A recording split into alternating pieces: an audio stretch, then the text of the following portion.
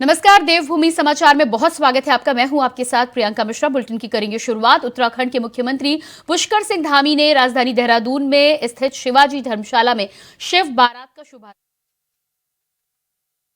झंडी दिखाकर रवाना किया। आपको बता दें कि इस दौरान सीएम धामी के अलावा कैबिनेट मंत्री गणेश जोशी, महापौर सुनील उनियाल, प्रसिद्ध समाजसेवी आर.के. जैन समेत तमाम लोग इस मौके पर उपस्थित रहे। तो वहीं यात्रा में श्री टपकेश्वर महादेव सेवा दल के तमाम पदाधिकारी भी मौजूद रहे। साथ ही इस दौरान हेलीकॉप्टर से फूलों की वर्षा भी की गई।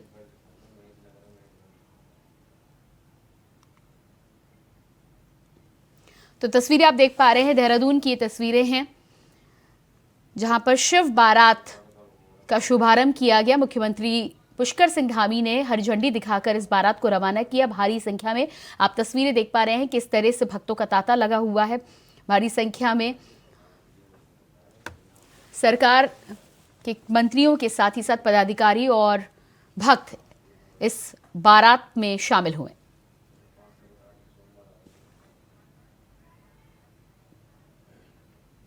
और इसी खबर पर हमारे साथ संवाददाता अभय कैंथुरा फोन लाइन पर जुड़ चुके हैं। जी अभय, बारात जिस तरह से भगवान शिव की निकाली गई, मुख्यमंत्री ने हरी झंडी दिखाकर रवाना किया, क्या था पूरा कार्यक्रम?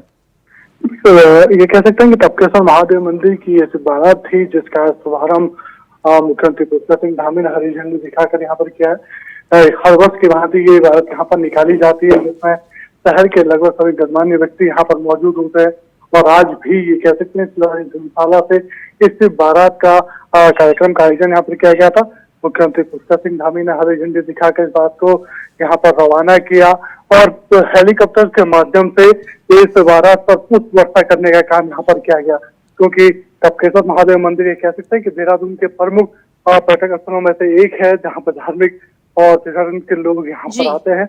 और सबसे बड़ी बात यह है कि लगातार जिस प्रकार से उत्तराखंड में इस समय धर्मांतरण तीर्थाटन बढ़ रहा है, तो उसको देखते कह सकते हैं कि सरकार हर उस कदम का आयोजन यहाँ पर करे, भव्य तरीके से ऐसा आयोजन यहाँ पर करे जिससे राज्य में पर्यटक और ज्यादा से ज्यादा आ सके। जी बिल्कुल। अब इसके अलावा ये यात्रा कहाँ से लेकर कहाँ तक निकाली जाती है? साथ ही तस्वीरें हम देख पा रहे हैं कि पुष्प वर्षा भी की गई है भारी मात्रा में।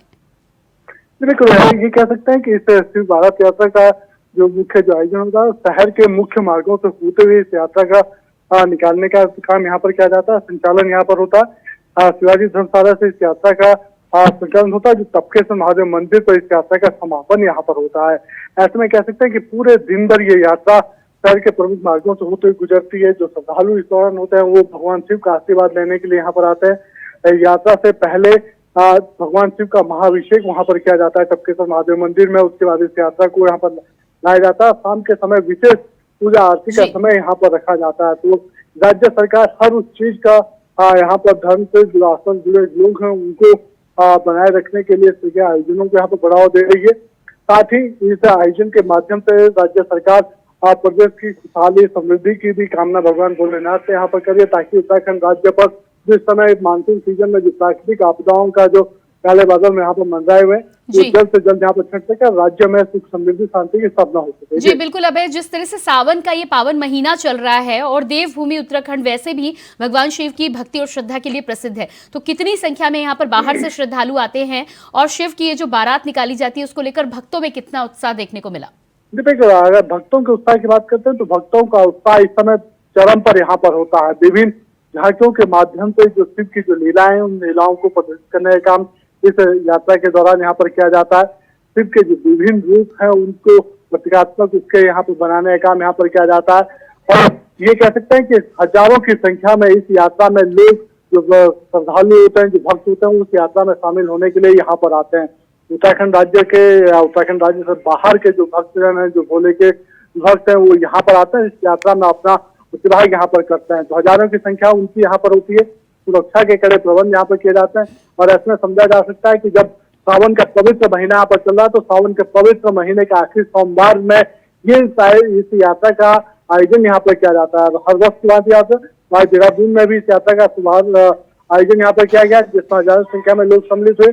मुख्यमंत्री पुष्कर सिंह धामी में इस यात्रा को हरी झंडी दिखाई। शहर के जो महापौर हैं, मेयर सुनील गामा, वो यहाँ पर मौजूद रहे। कैबिनेट मंत्री गणेश जोशी यहाँ पर मौजूद रहे।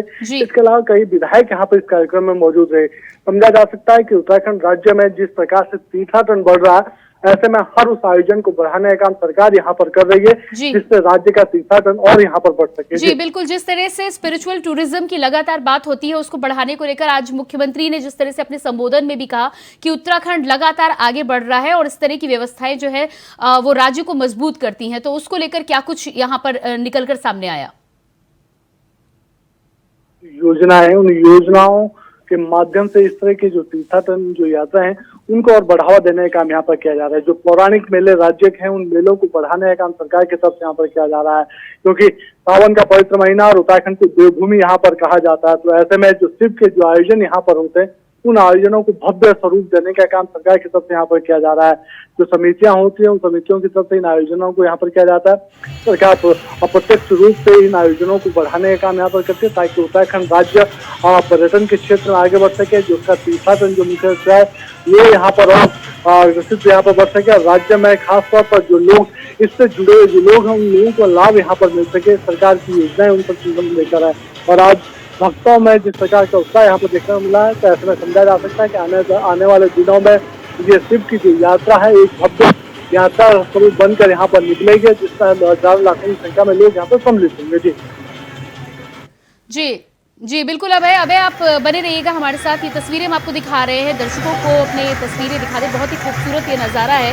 उत्तराखंड में भगवान शिव की बारात के मौके पर हेलीकॉप्टर से ये पुष्प वर्षा की गई। जिस तरह से हमारे संवाददाता अभय कैतुरा इस बात को लेकर जानकारी दे रहे थे कि भक्तों का उत्साह आज चरम पर होता है।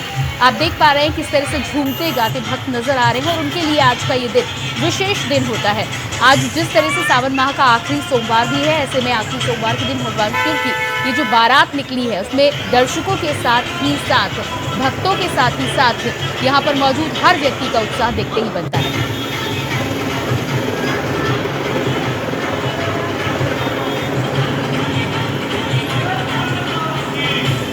शोभा यात्रा की ये तस्वीरें आप देख पा रहे हैं।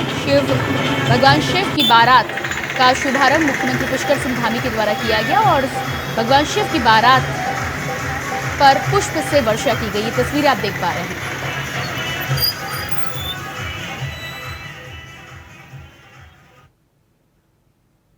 और अब बात करते हैं अगली खबर की। बागेश्वर विधानसभा उपचुनाव में जैसे जैसे मतदान की तारीख नजदीक आ रही है, उपचुनाव की जंग बीजेपी और कांग्रेस के बीच ज्यादा रोमांचकारी होती जा रही है।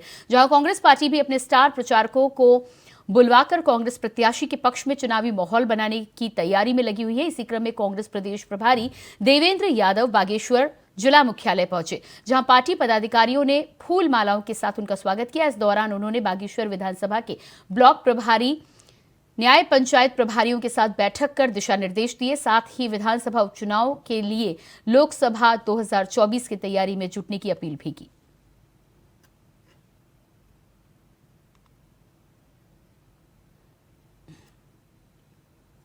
ये एक समय है जब बागेश्वर की जनता पूरे प्रदेश को और पूरे देश को भारतीय जनता पार्टी के खिलाफ साफ और स्पष्ट एक संदेश देना चाहती है कि वो बदलाव चाहती है।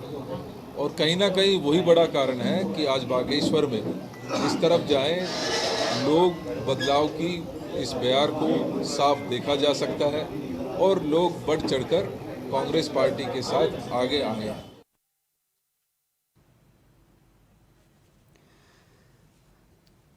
तो हमारे साथ बागेश्वर से संवाददाता अभय कैतुरा।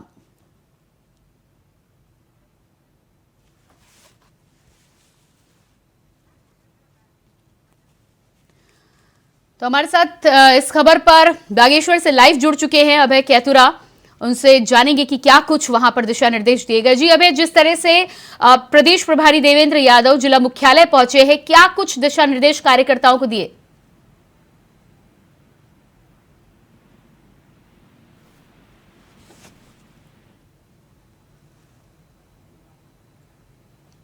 शायद टेक्निकल कारणों से संपर्क हमारा नहीं हो पा रहा है।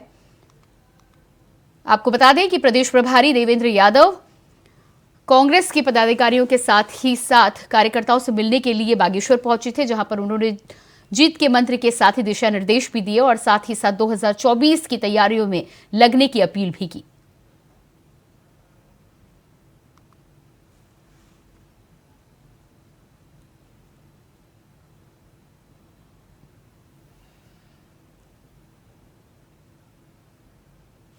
बता दें कि बागेश्वर में उपचुनाव को लेकर कांग्रेस और बीजेपी के बीच मुकाबला अब रोमांचकारी हो चुका है, जिसके लिए एक तरफ जहां कांग्रेस ने अपनी पूरी कमर कस ली है, तो वहीं भारतीय जनता पार्टी भी लगातार इस उपचुनाव को जीतने की तैयारियों में लगी हुई है।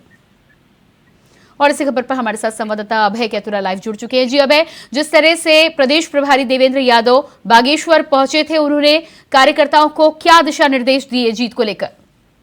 जी बिल्कुल, इस समय कह सकते हैं कि बागेश्वर उपचुनाव को लेकर कांग्रेस काफी उत्साहित नजर आ रही है और कांग्रेस के उत्साह का अंदाजा इस बात से भी लगाया जा सकता है कि कांग्रेस के जो प्रदेश के वरिष्ठ नेता हैं वो इस चुनाव को लेकर यहाँ पर लगातार प्रचार प्रसार भी कर रहे हैं। कांग्रेस के प्रदेश प्रभारी का 2 दिवसीय बागेश्वर दौरा यहाँ पर चल रहा है, जिसमें ब्लॉक प्रभारियों के साथ साथ जो पंचायत के जो प्रभारी है उन प्रभारियों की बैठक प्रभारी की तरफ से यहाँ पर ली गई है। प्रदेश प्रभारी की तरफ से कांग्रेस कैसे इस उपचुनाव को जीतकर 24 के लिए और मजबूत यहाँ पर हो सकती है, उसको लेकर कांग्रेस की खासी रणनीति यहाँ पर चल रही है। और ये समझा जा सकता है कि प्रदेश प्रभारी का इस बागेश्वर उपचुनाव में आने से सीधे तौर पर कांग्रेस के जो कार्यकर्ता उनका उत्साह यहाँ पर बढ़ेगा और कांग्रेस के जो रणनीति है चुनाव को लेकर, आगामी लोकसभा चुनाव को लेकर और मजबूत होती हुई नजर आएगी। ये समझा जा सकता है कि बागेश्वर उपचुनाव एक बहाना है, निशाना तो अगला लोकसभा चुनाव 2024 का कांग्रेस के सामने है। कांग्रेस अभी से ही अपनी तैयारियों को लेकर जो जमीनी स्तर पर जो पार्टी के जो कार्यकर्ता हैं उनको जी जान से काम करने के दिशा निर्देश यहाँ पर दे रहे हैं। बागेश्वर उपचुनाव के माध्यम से प्रभारी ने जो पार्टी के दूसरे जो वरिष्ठ नेता उनको भी कार्यकर्ताओं के साथ लगातार समन्वय बनाने के दिशा निर्देश यहाँ पर दिए गए हैं। जो पार्टी के जो कार्यक्रम यहाँ पर चल रहे हैं, खासतौर पर जो सदस्यता अभियान पिछले दिनों हुआ है, उस सदस्यता अभियान को और बृहद रूप से आगे बढ़ाने, नए सदस्यों को पार्टी के साथ जोड़ने के लिए और जो राज्य सरकार की जो नाकामियां हैं उन नाकामियों को कैसे आम जनता के बीच पहुंचाया जा सकता है, उसको लेकर दिशा निर्देश उनकी तरफ से दिए गए। जी बिल्कुल, अभी जिस तरह से आपने जानकारी दी कि प्रदेश प्रभारी 2024 के लोकसभा चुनाव को मुख्य निशाना मानकर यहां पर आए हैं और तमाम रणनीतिक बातें अपने कार्यकर्ताओं से, पदाधिकारियों से उन्होंने साझा की है। जिस तरह से सदस्यता अभियान की आप बात कर रहे हैं, उसको लेकर कांग्रेस की क्या स्ट्रैटेजी रहने वाली है?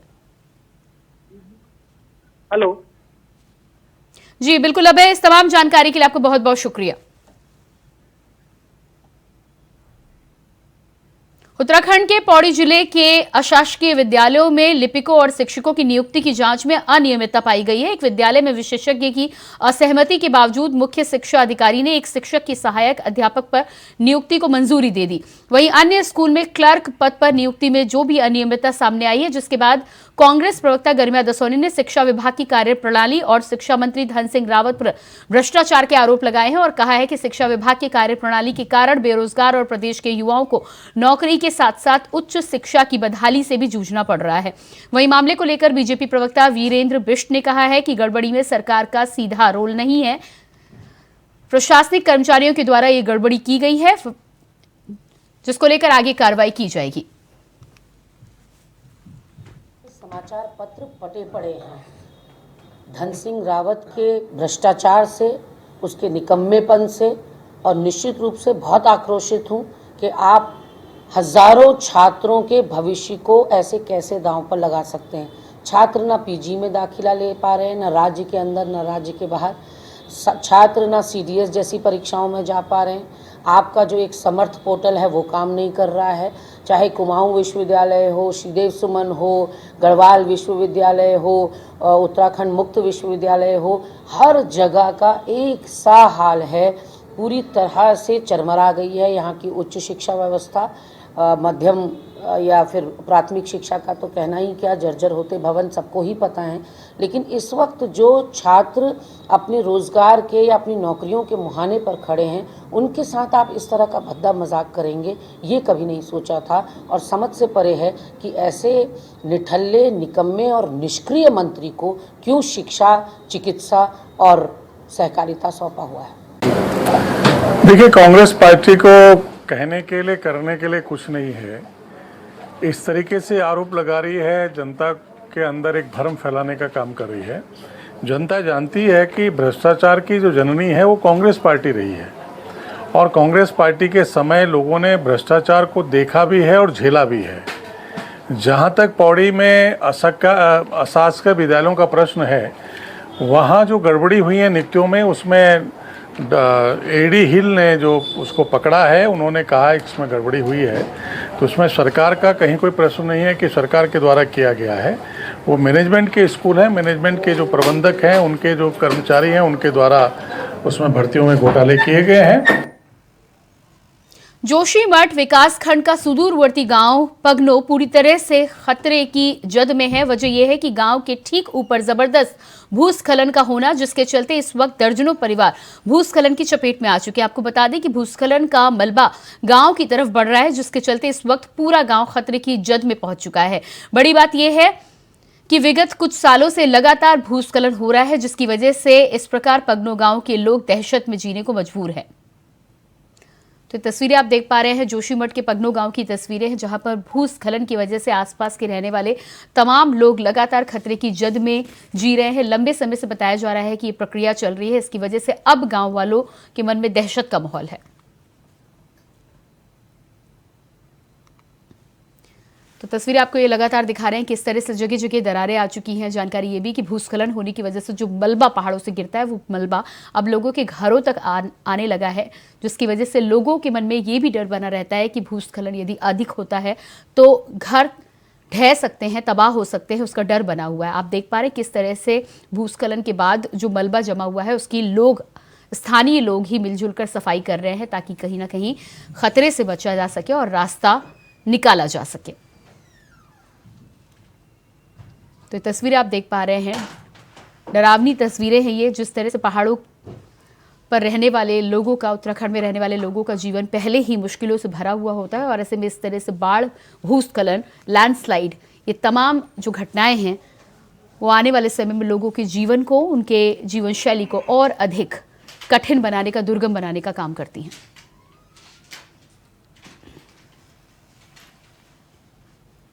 जोशीमठ की आप ये तस्वीरें देख पा रहे हैं, हालात आप देख पा रहे हैं किस तरह से विषम परिस्थितियों में इस समय स्थानीय वहां पर रहने को मजबूर हैं।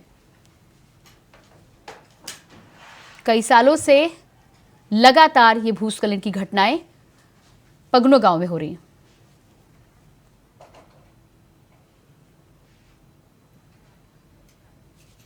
और इसी खबर पर हमारे साथ संवाददाता चमोली से सोनू उनियाल जुड़ चुके हैं। जी सोनू, जिस तरह की हम ये तस्वीरें अपने दर्शकों को दिखा रहे हैं, बेहद चिंताजनक और घबराने वाली ये तस्वीरें हैं कि लोगों को किन हालातों में वहां पर जीना पड़ रहा है। बिल्कुल, जिस तरह से भूदशा की जो घटना चमोली जिले में हो रही है, जिसको पगनो गांव में जो आपदा जो भूदशा की घटना हुई है, जिसको लेकर लोग सहमे हुए जरूर हैं, और जो लोग हैं वो काफी परेशान हैं, क्योंकि जो ये घटना लोगों का घर से लोगों को अपने घर छोड़कर अन्य जगह जाना पड़ रहा है। जिस तरह से स्कूली बच्चों की बात की जाए तो जो पंचायत भवन है वहां पर स्कूली जो बच्चे हैं वो स्कूल में पढ़ने को विवश हैं, क्योंकि उनके स्कूल में जो है भूदशा हो गया है, स्कूल बिल्कुल क्षतिग्रस्त हो गया है, जिस वजह से जो बच्चे हैं वो काफी चिंतित जो बच्चे दिखाई दे। हालांकि प्रशासन द्वारा उनके लिए जो राहत सामग्री की व्यवस्था जरूर ग्रामीणों के लिए की गई है, और जो ज्यादा प्रभावित लोग हैं उनके लिए राहत शिविर की व्यवस्था प्रशासन द्वारा की गई है। जी बिल्कुल सोनू, हम यहाँ पे तस्वीरें भी देख पा रहे हैं कि स्थानीय लोग खुद ही मलबा साफ कर रहे हैं, मलबा साफ करने पे यहाँ पर मजबूर हैं। तो क्या किस तरह की व्यवस्था की गई है? दूसरा, आपसे ये भी जानकारी मैं चाहूंगी कि कितने सालों से ये भूस्खलन की घटनाएं इस क्षेत्र में हो रही हैं?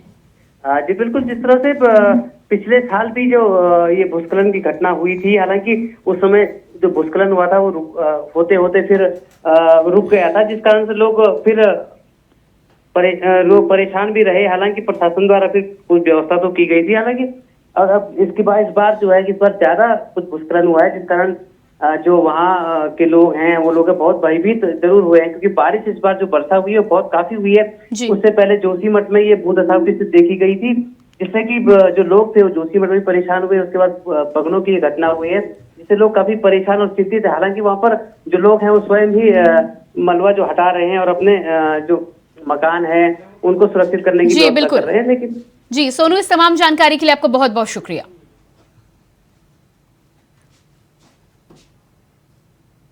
टपकेश्वर महादेव मंदिर के मुख्य पुजारी सावन के आखिरी सोमवार को खास बातचीत उन्होंने की।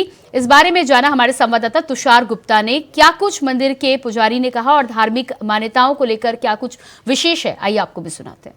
हम अभी मौजूद हैं टपकेश्वर महादेव के गर्भगृह में और हमारे साथ मौजूद हैं यहाँ के मुख्य पुजारी जी। गुरु जी, बात की जाए इस मंदिर की तो किस तरह की मान्यता है इस मंदिर की? अगर बात की इस सावन में तो भगवान भोलेनाथ की तो मान्यता होती ही है, पर ये इसकी मान्यता ये है कि ये तप स्थली है। द्रोणाचार्य जी की तप स्थली है और अश्वत्थामा की जन्म स्थली है और देवताओं की भी तप स्थली है, ऋषि मुनियों की तप स्थली है। तो ये स्वयंभू लिंग है, इसलिए इसकी ज़्यादा मान्यता है क्या। और यहाँ पे जैसे देवताओं ने भगवान को तपस्या की थी, ध्यान किया था तो उनको भगवान ने दर्शन दिया था। ऐसे ऋषि मुनियों ने किया था जैसे बता दी, उनको भी दर्शन दिया था भगवान भोलेनाथ ने भूलोक से प्रकट होके। और कुछ काल बीतने पे भी द्रोणाचार्य जी आए, उन्होंने भी भगवान भोलेनाथ की 12 वर्ष तक तपस्या करी थी यहाँ। तो फिर उन्होंने भी दर्शन दिया भगवान भोलेनाथ ने और उनकी इच्छा थी कि मेरे को धनुर्विद्या का ज्ञान प्राप्त हो, तो धनुर्विद्या का ज्ञान भी प्राप्त हुआ उनको। फिर कुछ काल बीतने पर उनका यहाँ पुत्र की शादी हुई, द्रोणाचार्य जी की यहीं रहने लगे, यहीं निवास करने लगे। फिर ये शादी हुई तो कई समय तक उनके यहाँ पुत्र नहीं हुआ, मतलब संतान नहीं हुई, तो वो उदास रहने लगे। तो एक दिन आकाशवाणी के है द्रोण, तुम निराश नहीं हो, मेरे अंश से तुम्हारे यहाँ पुत्र की प्राप्ति होगी। तो फिर समय आया तो फिर पुत्र की प्राप्ति हुई। तो जैसा बच्चा रोता है ना, उस समय में जन्म के समय में बच्चा रोया नहीं, ऐसा बताते हैं कि वो हिनना जैसा घोड़ा होता है ना, इस तरह से। तो फिर उसका नाम अश्वत्थामा रखा। अश्व मतलब घोड़े को बोला जाता है, तो अश्वत्थामा रखा। तो फिर बच्चे की माता को दूध, स्तनों से दूध नहीं आ रहा था, फिर उन्होंने चावल का माट आता है ना, उससे फिर पालन पोषण कर चीनी डाल के पिलाते रहे बच्चे का। तो पालन पोषण करते रहे से धीरे धीरे बच्चा 5 वर्ष का हुआ। तो एक दिन ऐसा हुआ कि ऋषि मुनियों के इधर आश्रमों से बच्चे आए यहाँ खेलते खेलते, और फिर वो बच्चे को भी साथ में अपने घर ले गए। तो वो बच्चों की माता ने इस बच्चे को एक कटोरा भर के दूध दिया। तो पूछा कि माताओं ये क्या है? कि बेटा ये दूध है कि तुम दूध पियो। तो दूध पिया, तो पहली बार पिया तो अच्छा लगा दूध, बड़ा प्रसन्न हुआ हो। फिर शाम को वापस घर आ गया यहाँ पर, फिर उसने मांगा पीने को दूध, तो कहा कि बेटा वही दिया, चावल का माट रखा होता। तो कहा कि माता ये तो दूध नहीं है, दूध तो आज मैंने पिया, इसलिए इतने दिन को तो आप मेरे को क्या खिलाती पिलाती रही। तो फिर हाँ, तो फिर उन्होंने है ना, तो कहा बेटा हमारे तो यही है कि तू जा भगवान से मांग। फिर भगवान ने फिर गुरु जी, अगर सावन की बात की जाए किस तरह की भीड़ रहती है? सावन में तो पूरा सावन ही भीड़ रहती है, पर सोमवार में विशेष करके भीड़ रहती है ना। जैसे आज सोमवार है और सोमवार जैसा रहता है ना, तो भगवान भोलेनाथ को बड़ा दिन माना जाता है सोमवार ना, इसलिए ये लाइन लगी है आपके सामने। और इससे भी ज़्यादा लाइन लगती है कि अभी तो लोग शोभा यात्रा इसलिए बढ़ गए तो कम आ रहे हैं, बाकी लाइन ऊपर तक की लगती है। तो सावन का ऐसा है ना, सोमवार का ऐसा होता है कि सोमवार एक दिन भगवान भोलेनाथ का ऐसा है कि एक दिन सोमवार चढ़ा दो तो 1 हफ्ते का तुम्हारा जल चढ़ाने का फल प्राप्त होता है क्या। और एक सावन का महीने का तुम जल चढ़ा दो तो 1 साल का सावन का, मतलब 1 महीना तुमने जल चढ़ा दिया ना, तो पूरा साल का मतलब पुण्य मिलता है, ऐसा होता है। तो इसलिए सावन की महानता ज़्यादा है, तो लोग ज़्यादा सावन में ज़्यादा आते हैं। और उससे भी ज़्यादा, सावन से ज़्यादा सावन के सोमवार की महत्व है, तो इसलिए सावन के ज़्यादा लोग आते हैं। भगवान द्रोणाचार्य ने यहाँ पर तपस्या करी थी, जिसके कारण इसका नाम द्रोणा नगरी भी कहा गया है। और इस मंदिर की जो मान्यता है और विशेषता है, उसके कारण यहाँ पर भक्तों का तांता लगा हुआ था। कैमरा जर्नलिस्ट निशांत चौहान के साथ मैं तुषार गुप्ता, इंडिया वॉइस, देहरादून। और इसी के साथ देवभूमि समाचार में इतना ही। खबरों के लिए बने रहिए इंडिया वॉइस के साथ। नमस्कार।